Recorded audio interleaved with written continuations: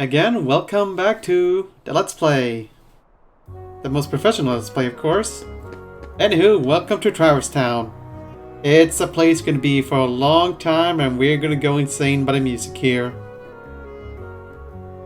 Anywho, at this point, our real goal here is just to explore around to see what we can do to proceed with the game. Since at the moment we don't really have much of a goal. Which is always wonderful. Yeah, the candles, we can't do anything with the candles yet. We require something that...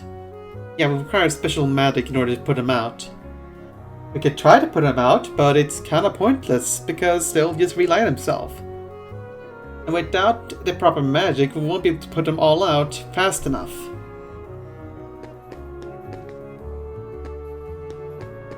So, and yeah, the chest won't open unless we can actually put out all the candles.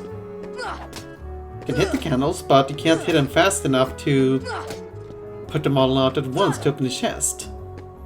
That blue thing on the ground is something we'll get in a moment once we've done something around here. But we can't do that yet. Muggles will be seeing a lot of these in the game. Because of course we need to get a little Final Fantasy in here. Despite the fact it's mostly about the Disney stuff, especially later on. Yeah, you don't try to talk to as many people as possible until they repeat dialogue. Sometimes they have new things to say, sometimes they don't. Like this guy has nothing new to say.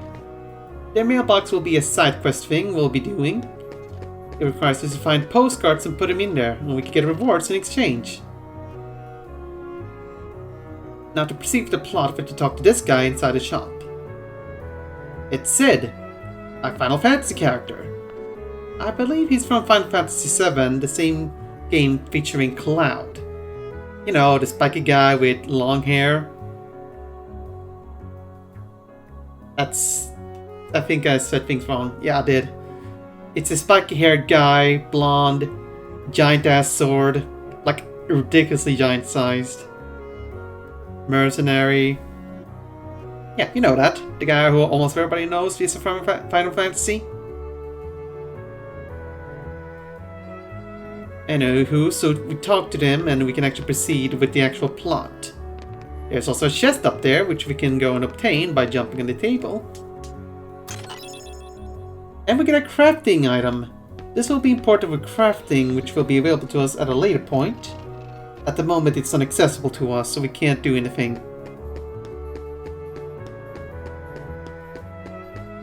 And yeah, there's also an item shop in here. And it's run by the ducklings, Huey, Dewey, and Louie. And I won't be ashamed to admit that I have no idea which one is which.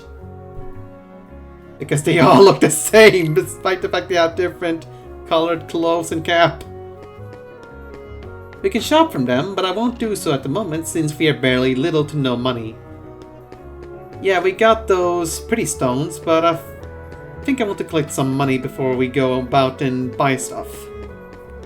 We can also buy stuff from Sid, but again, we need lots of money.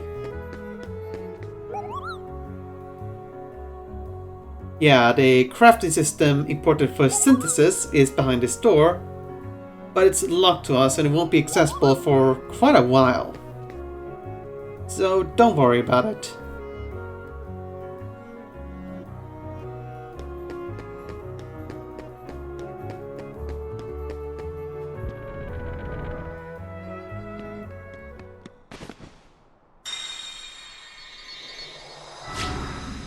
And that happened. Introducing finally a new type of enemy.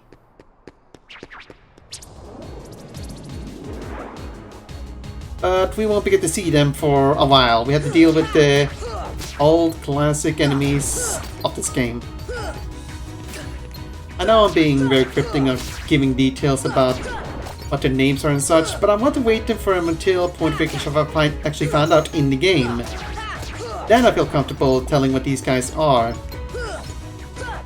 But as you figure out, yeah, their gimmicks is just hiding in the ground whenever they feel like it and attack you when you least expect it. There's always plenty of them. But I think the change for them now we're in Traristan, is they actually drop money. The blue and yellowish orbs will drop 1 piece of money. They'll also on occasion drop crafting items, such as this Lucid Chart. Most enemies will drop various types of items. Sometimes they'll drop healing items and other such consumables. They will drop synthesis items for crafting. And in rare case, it can actually drop equipment as well, which is always nifty.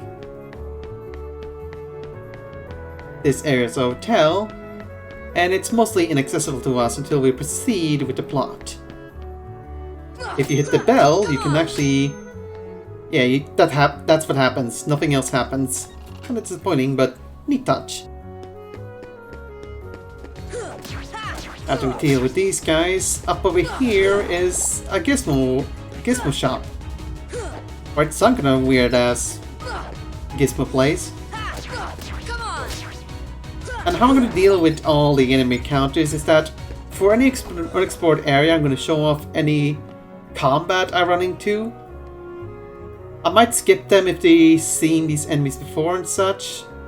For the most part, if we are in our support area, I'm going to show off all the enemy encounters we come across to. Once we kind of run across the area, I'm going to go ahead and skip any areas that doesn't have any new enemies. So we're going to see a lot of those guys for the moment. At a later point, there will be a ladder we can climb up there, but for the moment, we can't do anything. And yes, this guy's going to happen a lot.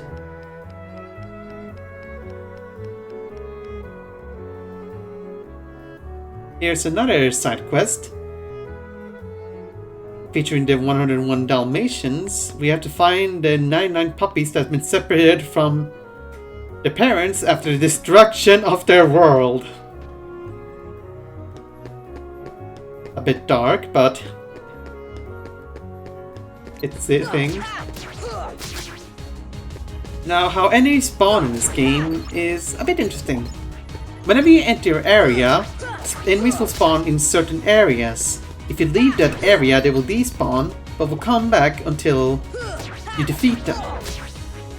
So if you don't defeat these enemies, they will come back and you go back to the area where they came up from. If you defeat them, they won't appear again until you leave the area and re-enter it. Although certain areas won't necessarily respawn them afterwards.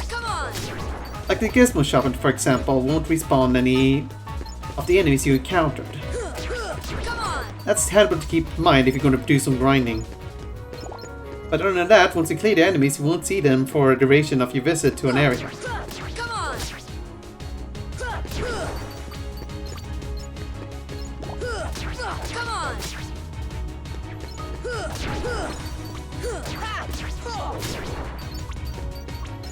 These guys aren't really that great for grinding since they only give 1 experience and there are no real tech points we can really obtain. Even block deflecting attacks doesn't give us anything, so not exactly the best way, not exactly the best moment to grind, honestly. They are easy to take down at least. But you might also notice that sometimes we hit with our attacks, a little bit of like an orange circle appears as we hit them. That's a critical hit. Critical hits are a thing in this game, and they are actually rather common. It's mainly due to the fact that you hit your enemies so rapidly due to the fact it's real time. While normally when I play RPGs, I wouldn't really care much about dealing critical hits. Usually because they're so rare and usually not so useful to try to raise. In Kingdom Hearts though, it is a good idea to try to raise critical hits since the probability of getting a critical hit is already high enough that it's generally worthwhile to even increase it a little bit. And dealing an extra bit of damage, especially to bosses, could be very, very handy. Voice cracking up. Anywho, we are now at the 3rd district of all the 3 districts. And there isn't much here that we can really access right now. that door over there, we'll be able to get there later on, but at the moment we need an ability we don't have yet. So that's the break. Gee, I wonder what we need to do to open this door. Yeah, Kingdom Hearts has a lot of this kind of stuff where you have to get a certain ability in order to proceed with certain areas and such. Well, it's not as excessive in later games. They still kind of keep this method of getting certain abilities from other places before you can get everything from one area. You may also notice that there are some chests and such that I've not gone for, mainly due to the fact they're not accessible to us at this moment. However, after we take care of all these last few guys, we should be done with exploring Traverse Town for what we can explore for the moment at least. There is a tiny bit more to the place, considering there's hidden doors and such. But for the moment, we can only access all these 3 districts. That door over there is blocked to us, and we can't open it until we complete something that will happen quite soon. Anywho, I think that should be all the enemies for the moment. And yes, we can't unlock this yet. Now here we actually remember that, oh yes, I have the ability Slapshot. Slapshot is a pretty nifty ability. Not the best, but it's pretty nifty. What it does is that it allows you to deal an attack extremely rapidly, like you saw there. I'm also going to show off anytime I level up, mainly with Sora, since, well, it's nice to see how far I'm getting with the leveling and such. It's a pretty quick one to show off as well. Now this is actually behind the hotel we actually saw earlier. There is actually a path you can get in the second district to actually get here as well. You can get through here to the Dalmatian's house, to the Dalmatian's house as well. That area is also closed off to us. We won't get there for quite some time.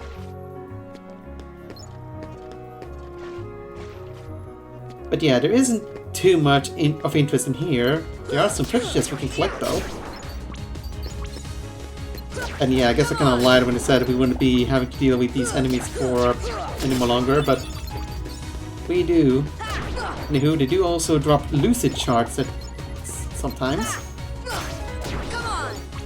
And yeah, doing the synthesis thing requires a lot of grinding for getting drops of certain items. It can be a bit tedious, but it's required to be able to get some of their more niftier items from there. Especially the best weapon in the game. Over yonder is a potion. And again, these doors are not accessible to us because they're all locked. The other half, like the doors, this door over here, is currently locked, and I don't think you can actually open them. At least not until later. Another pretty stone. And another potion. And a couple of crates to smash with nothing on them. Wonderful. Okay, I think this is the final set of enemies. Sorry, even I seem to be not remembering how I edit my own videos. Again, true professionalism.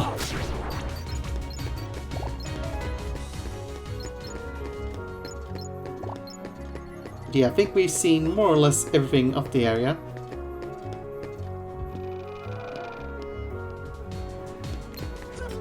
Yeah, so now, after we explored a bit, we have to go back to Sid and talk to him. That will allow us to proceed with the game. Also show off this shop, and you can go ahead and sell items. Now, inventory is a bit weird. Each party member has their own separate inventory for items they're currently carrying. And they also have a stock inventory for all items the party is carrying. Characters can only use items they currently have equipped with them, including equipment and healing items. So if we want to use the potions, we have to equip them to Sora before we can actually use them. The item we just bought is a fire ring, It raises as much as a protection chain, but also reduces fire damage by a certain They'll percentage. come at you out of nowhere. Who are you? And they'll keep on coming at you. As long as you continue to wield the Keyblade. But why? Why would it choose a kid like you? Hey, what's that supposed to mean? Never mind. Now, let's see that Keyblade. What? There's no way you're getting this. Alright. Then have it your way.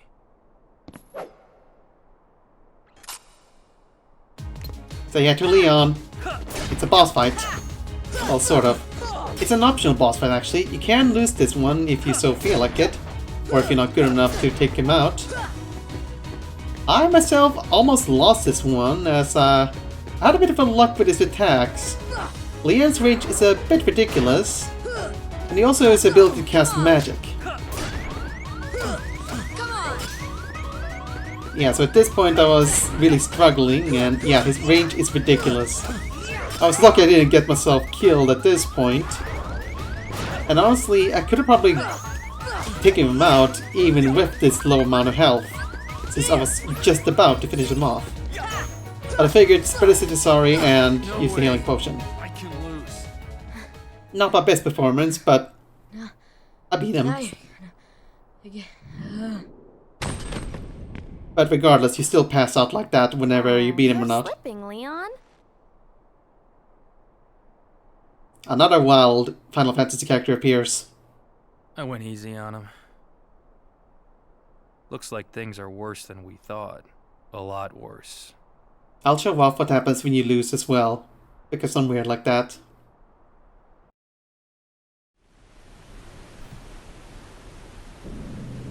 Now this, I believe, is a new cutscene exclusive to the final mix as well.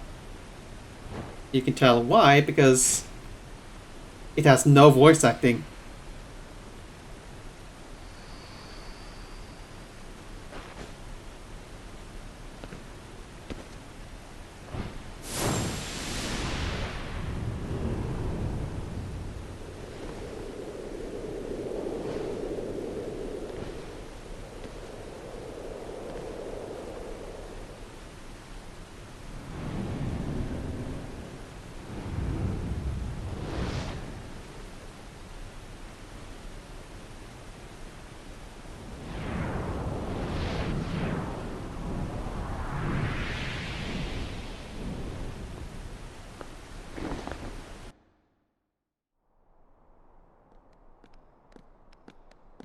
Gosh, there's nobody here. Sure is spooky.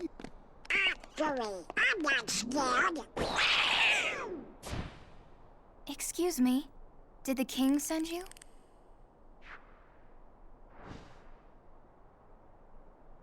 And yet another Final Fantasy character appears. Come Don't on, worry, we won't lazy see many bum. of them. Wake up.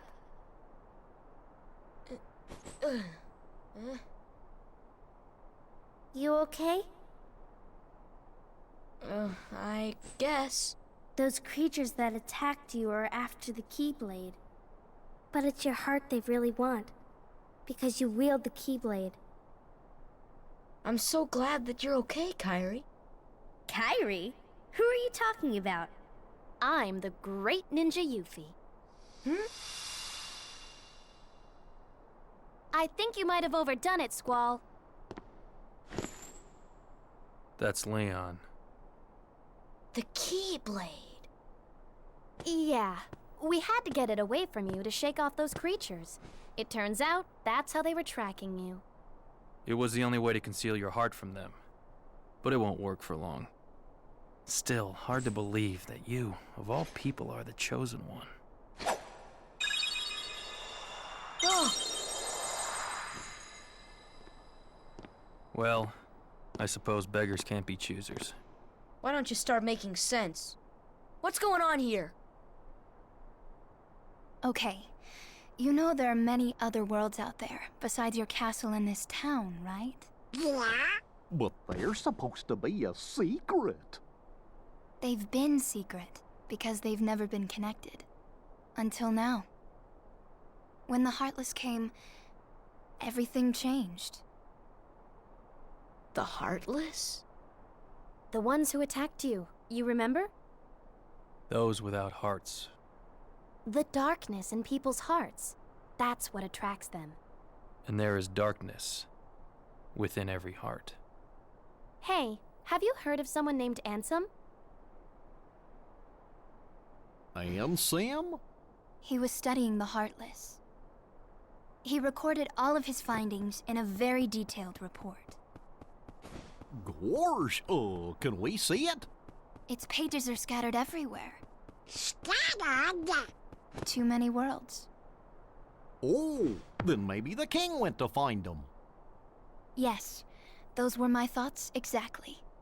We've got to find him quick. Red. First we need that key. That's right. The Keyblade. So, this is the key. Exactly. The Heartless have great fear of the Keyblade. That's why they'll keep coming after you, no matter what. Well, I didn't ask for this. The Keyblade chooses its master, and it chose you. So, tough luck. How did all this happen? I remember being in my room. Wait a minute. What happened to my home? My island? Riku! Kairi! You know what? I really don't know. Yeah, apologies for not saying so much, but it's basically just a plot dump, so there's nothing really to say. We can't open this chest yet because we have to talk to this character to learn, hey, the Keyblade can open all sorts of doors and locks. And with that, we can actually open a lot more stuff that we couldn't open before, like the door in the 3rd district. Yes, we have to talk about the magical properties of the Keyblade opening all keys like a skeleton key in order to proceed. Anywho, so in order to proceed, we have to talk to Leon, and he'll tell us, oh, something bad's gonna come up soon. You better be prepared. And yes, the enemies we have been fighting are indeed the Heartless.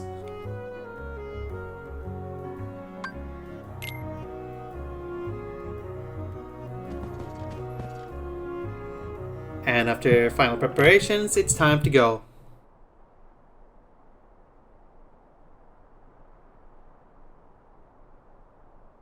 Something happened before it happened! Yuffie, go! Yuffie! Sora, let's go! Yeah, sure, throw him out the window, why not?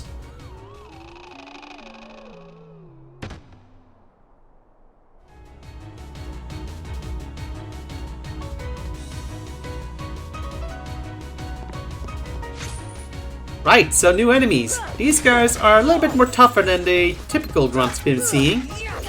These guys have a bit of different moves, and that spinning attack is one of their special moves they can perform.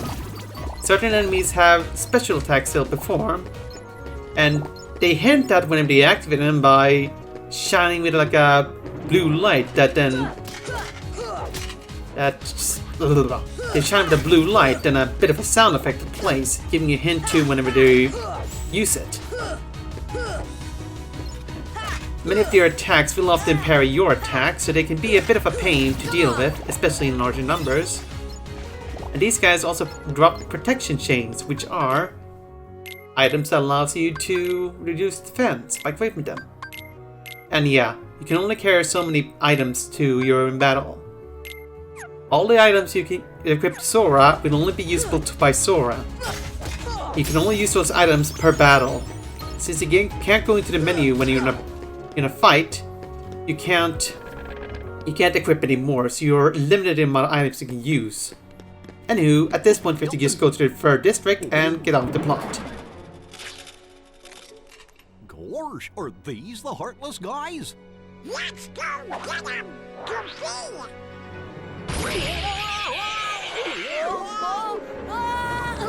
And that's how useful your party member is going to be in this game, unfortunately. And the key.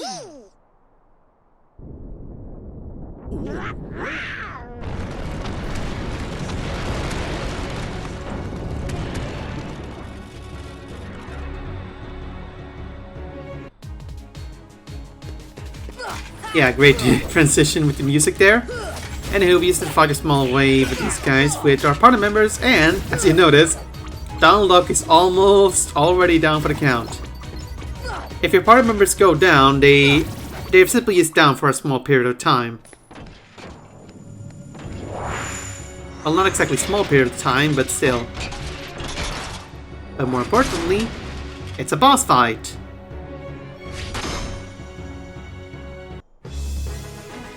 But this boss is kind of interesting. All of its various parts, its legs, its hands, are different entities and can be fought separately. You can destroy each part separately, and that's basically the key to defeating this boss. With all its parts, it's at its strongest, in fact. So by destroying its various parts, you will be able to make it weaker and make it more manageable to fight. And you probably noticed that, yes, Donald did indeed go down pretty quickly after this boss fight started. And there he goes again. And yes, there will be that usual for this game mentality. They become a bit less unreliable in the later games, but yeah, count on seeing Donald go down a lot. The main problem is that Donald, being a more of a magic-oriented party member, has a very low HP count. So he runs out of health extremely quickly. Unfortunately, since you generally can't use too much magic at one time, Donald will mostly be forced trying to fight physically. So he'll put himself in great harm. Goofy, on the other hand, is more of a tank and is actually well capable of defending himself. He has abilities that do consume mana, but in most cases, he is perfectly capable of fighting most enemies. He's not excellent and will go down sooner or later, but unlike Donald, he won't go down every 5 seconds. And hint, refrain from giving your party members any healing items unless it's healing items they can use on you. Else you're just gonna keep wasting it on each other, and that's not really great use of potions. And with Goofy down, it's up to us to take care of everything while they keep lying around dazed. Fortunately, we're almost done with this fight. Done. And we got the ability Berserker, which allows us to get stronger as for the lower health we have. I guess its usefulness is depending on the playstyle. Considering me, I'm going to be needing to use it.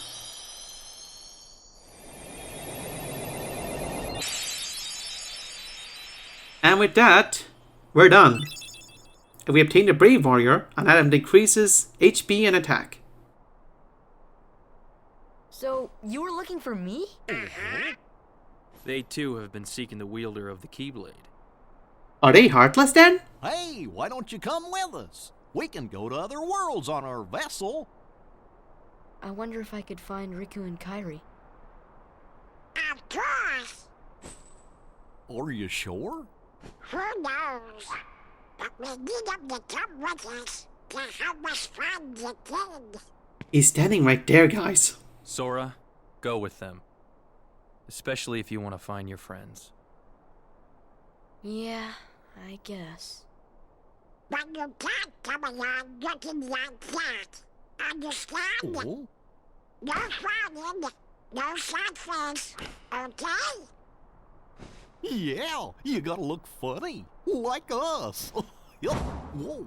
Whisper runs on happy faces. Happy? Jump scare in 1, 2. That face is horrendous. That's one funny face. Okay, why not? I'll go with you guys. Donald Duck. Name's Goofy. I'm Sora. All for one, one for all. And with that, we finally got our party members along for our journey to, well, do something. That little squirt took down that Heartless. Who'd have thought it? Such is the power of the Keyblade. The child's strength is not his own. Why don't we turn him into a Heartless? That'll settle things quick enough. And the brat's friends are the king's lackeys. Slug on the eyes, they're all built rats by the look of them. You're no prize yourself. Shut up! Enough! The Keyblade has chosen him. Will it be he who conquers the darkness? Or will the darkness swallow him? Either way, he could be quite useful. And then we have to the convention of Disney villains. We're now almost ready to leave Traverse Town for our actual journey. At the moment, there will be no Heartless to fight around here, so you can basically just go around and explore and find any treasures you like. You also get some extra money to spend on equipments and potions. You also get an elixir, a very good healing item that restores both MP and HP.